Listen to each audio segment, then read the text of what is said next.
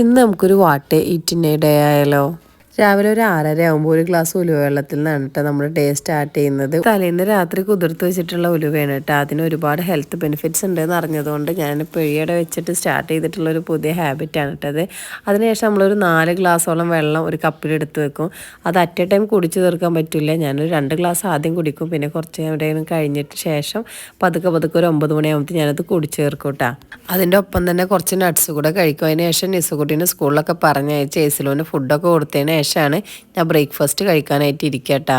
ഇന്ന് ഇഡലിയും ചട്നിയാണ് എനിക്ക് ഏറ്റവും ഇഷ്ടമുള്ളൊരു ബ്രേക്ക്ഫാസ്റ്റ് ആണ് കേട്ടോ. അത് അതിനുശേഷം ഒരു 11 മണിയായപ്പോൾ പറഞ്ഞ് വെറുതെ ഇരുന്നിട്ട് കേട് വന്ന് പോവുകയാണ്, പഴം അത് കഴിച്ചു പറഞ്ഞപ്പോൾ അത് കഴിച്ച് ഉച്ചയായപ്പോൾ നമ്മൾ പരിപ്പും ഇരുമ്പാമ്പുളിയും കൂടി കറി വെച്ചതും നമ്മൾ കൈപ്പക്ക ഉപ്പേരിയും കുറച്ച് പുതിയാപ്പിളക്കോര, നമ്മളവിടെ പുതിയാപ്പിളക്കോര എന്നിട്ടാ പറയുക.